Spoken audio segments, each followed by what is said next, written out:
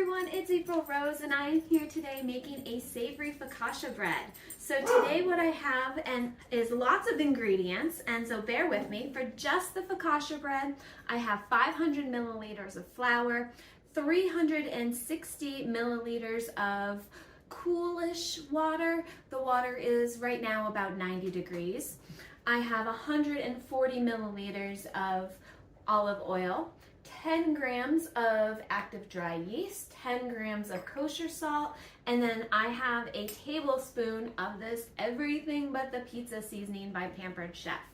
So that's what I'm going to use to make the focaccia bread. Now you'll notice that I'm mixing units here. That's because I'm taking recipes and kind of like putting them together. So I also have in this pile right here, it is 11 ounces chopped up of chicken sausage that is pre-cooked and it is Italian seasoned. I have 12 ounces of, not 12 ounces, 8 ounces, 8 ounces of mozzarella. I have 2.5 ounces of Parmesan, 3/4 of a teaspoon of red pepper flakes, 1 full yellow bell pepper, about 3 ounces of sun-dried tomatoes. These sun-dried tomatoes were not packed in oil. If you want to use stuff that's packed in oil, my recommendation is to dry it off first, but it's also been chopped, and then about the same amount of pepperoni.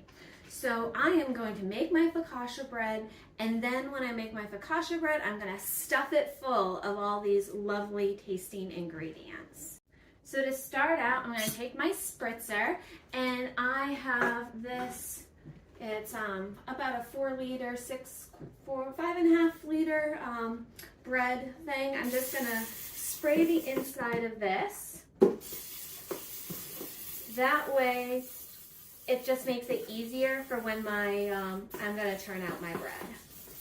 Okay, so I've got that spray. So I'm going to add my flour, and you'll notice that I have the flat paddle there. I'm going to transfer it to the hook, the dough hook, a little bit later. And next I'm going to add my yeast in one side and my salt in the other side. You don't want to put the yeast and the salt right next to each other because they can kill each other. Or the salt will kill the yeast. And then I've got my everything but the pizza seasoning in there and my oil.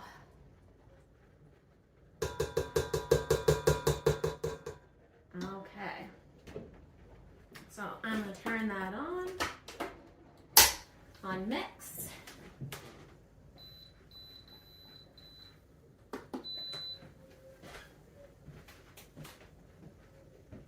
I forgot to hit start. I always do that. Okay. Now, this is 160 milliliters of water.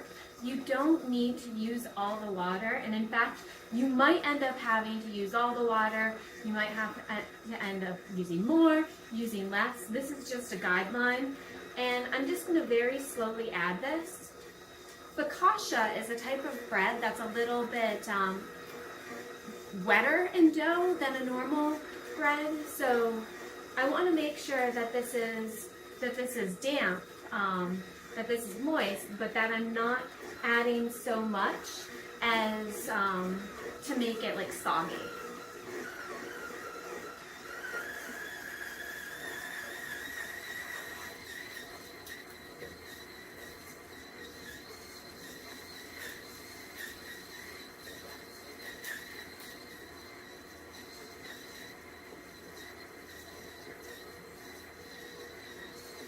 Okay, I didn't use all of it. You can see that there's still some left back there.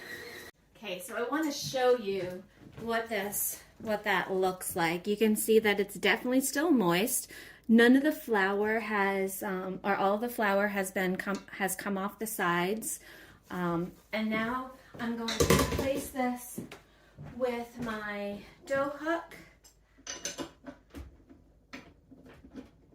Okay. and I'm gonna set this up to knead for about 10 minutes.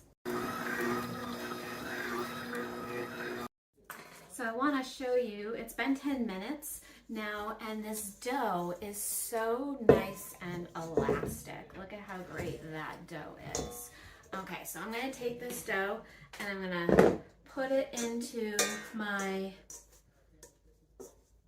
oiled, as I drop it, my oiled thing, and just cover it loosely. I don't want to cover it really tight. If you don't have a container like this, you could cover it with, say, a tea towel. Some people say cover it with plastic wrap. I'm not a huge fan of using lots of plastic if I can avoid it. So I'm going to put this in a warm place, and I'm going to prove it for about an hour. In an hour, it should be about double in size. My recommendation is, well, after you've set your bread to prove, that you cut up all your sausage and pepperoni and tomatoes, cut that all up.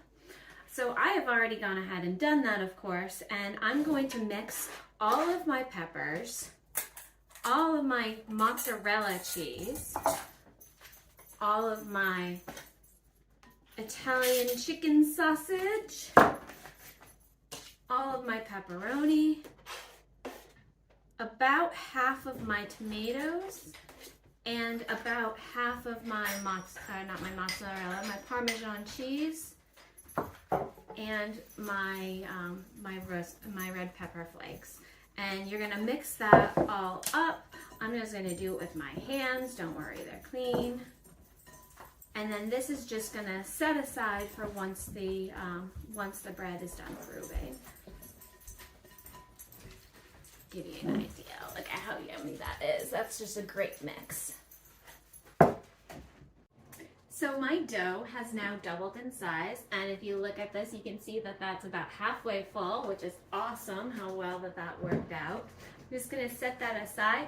You're gonna use a Dutch oven or a super deep pan. You can see that I have my pan right here, and I am going to oil it with olive oil, and I'm gonna do this fairly heavily because I don't want it to stick.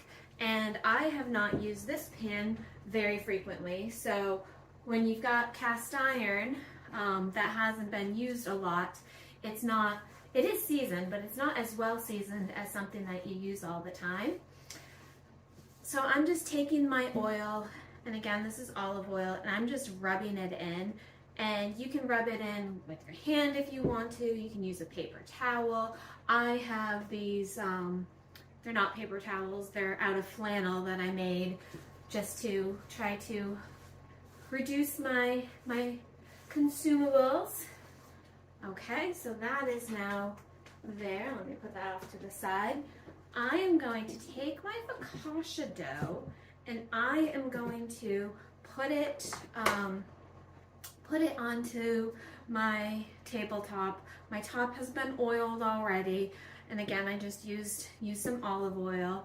And I'm going to do this as carefully as I can, because normally with a dough, you'd want to knock back the air, but with focaccia, you don't knock back the air. You want to keep as much air in it as you can possibly manage. And I want to do that same thing there. Okay, so I've got that. I'm going to use my cutter, and I'm just going to cut it in about half. Okay. And this is now going to get placed.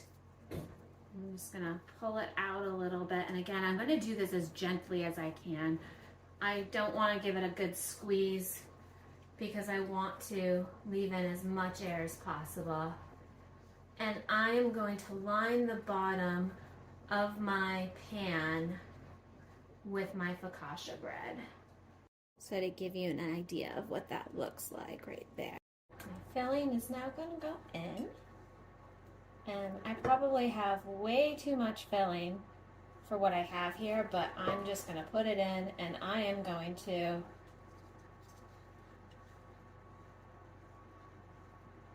fill it up nice and tall, right in the middle, because that's going to cook down anyway. You'll notice here that I have a little bit less from the edge.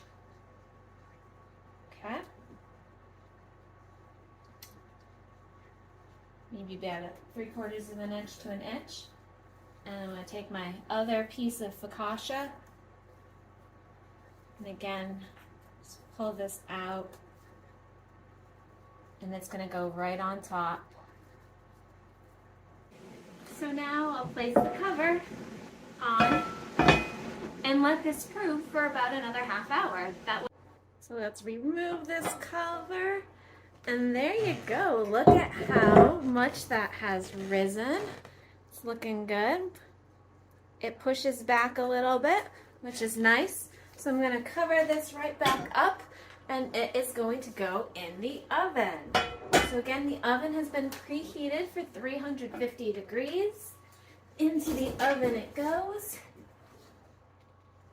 So I'm going to leave that in the oven covered for about 25 minutes. Then I'm going to uncover it and let it another, let's say 15 minutes, and I'm just going to keep checking it until it's a nice golden brown on top.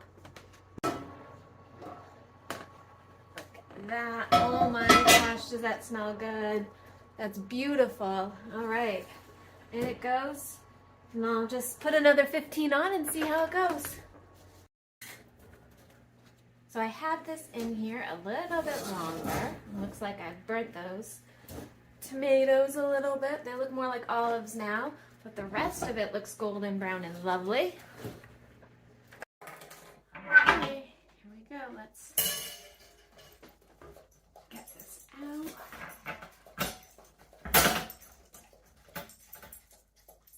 Oh, that looks nice. Look at that color.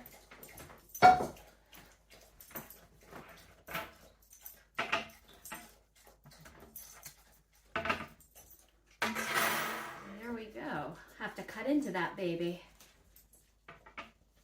All right, now I don't know if I let this cool too much, but I'm going to go ahead and cut right on in.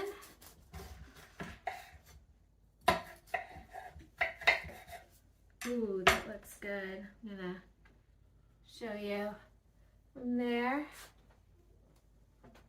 Go ahead and give this a little taste. I'm just going to cut it like a pie, I guess.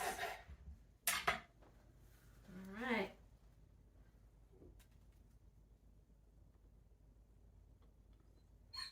It reminds me of pizza. A little bit spicier than I anticipated it to be. But really tasty. I like the tomatoes in it. It's got like just a little hint of sweet and the spice of everything. All right, so there we go, a savory focaccia. I hope you enjoyed, and thank you for watching. Bye.